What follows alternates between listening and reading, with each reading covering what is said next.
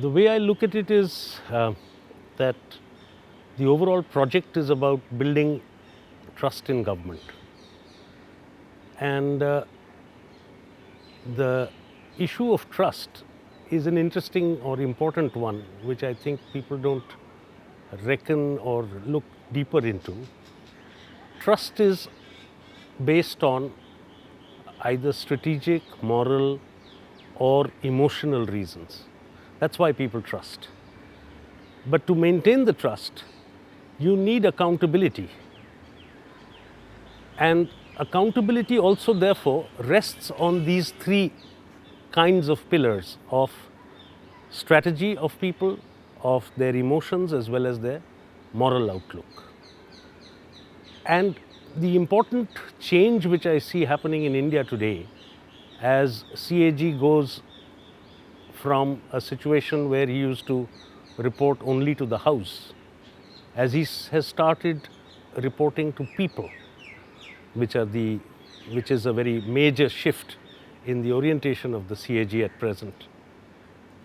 What is happening more and more is that the issues of what people can find out for themselves, what people can trust as evidence, what people can accept as the right way to accept as reasons to trust someone, that's coming to the fore. So that's what I see happening today. And for accountability, what you need is audit and accounts. You have made certain claims of validity, you've put forward certain propositions that we will, or promises that we will do this, deliver that, etc.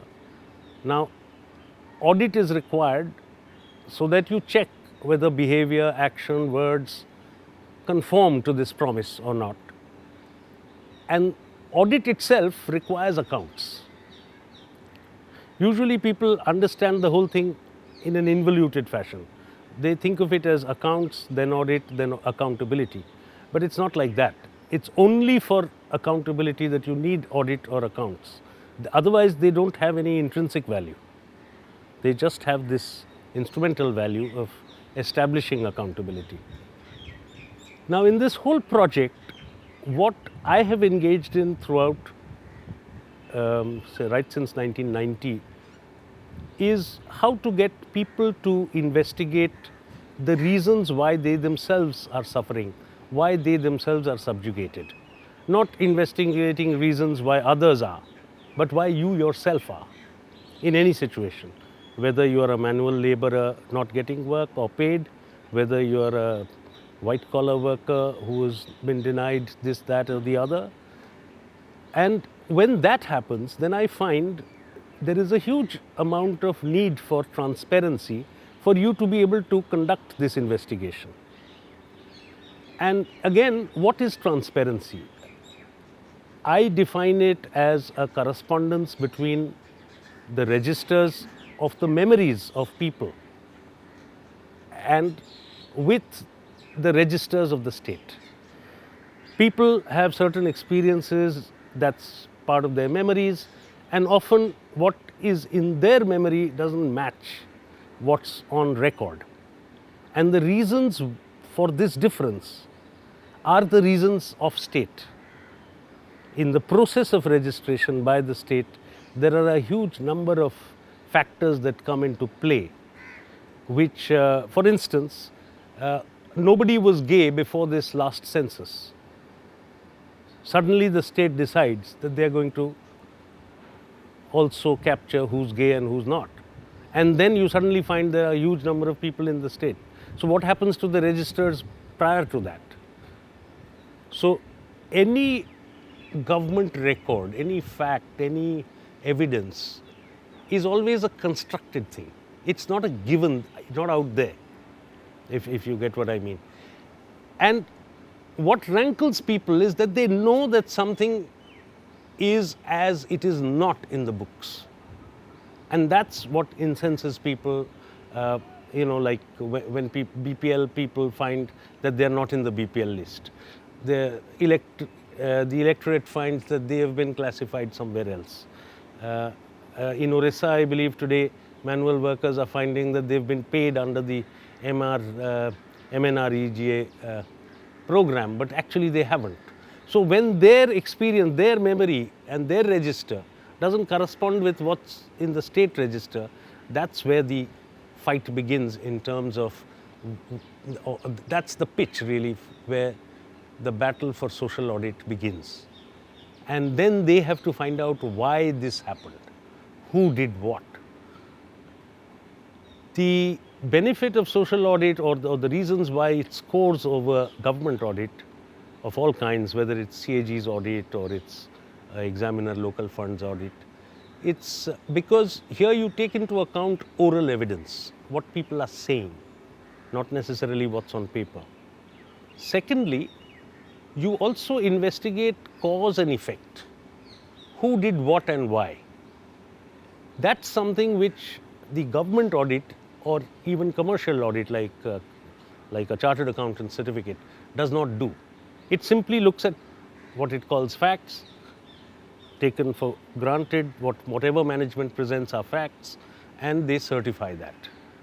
They do not really look at, and even if they look for a mismatch, they look for a mismatch between original books of entry of the same management and the final accounts, not between the original books of entry and what's on people's minds, what's on the ground. So I believe this movement for social audit, which preceded the movement for the right to information and gave it a lot of succor, lot of support was provided for the campaign for RTI by this whole movement for social audit, for people asking for their rights, and the build up on this with the moving on to creating a very major change in our parliament itself, where a spate of rights-based legislation has happened. Right since 2005, this was occasioned by a certain kind of a united front government, UPA government, its particular texture, UPA 1, and we've moved on to a huge number of rights being legislated. That is a development alongside this movement for right to information and right to and social audit, which I think are leading us on to a scenario where we will truly be able to talk about democracy not as a form of government, but as a status of society. To me, this is very important, that democracy is a status of society and not merely a form of government. The fact that parliament exists, the fact that there is a judiciary, the fact that there is a CAG proves nothing. It says nothing about what's happening to people. But these many African states, many states, even China has all these things. So what they don't have is a status of society where people can speak up. And I think these changes in our whole scenario of accountability, if I may call it that, not institutions of accountability, because I believe institutional growth or development is not as important. It is in fact institution in the sense of norms in society, which I think are far more fundamental than a building and an organization which has got authority and so on. So I would rest more faith on the movement for RTI and social audit than on any institution like a Lokpal or any such centers of authority.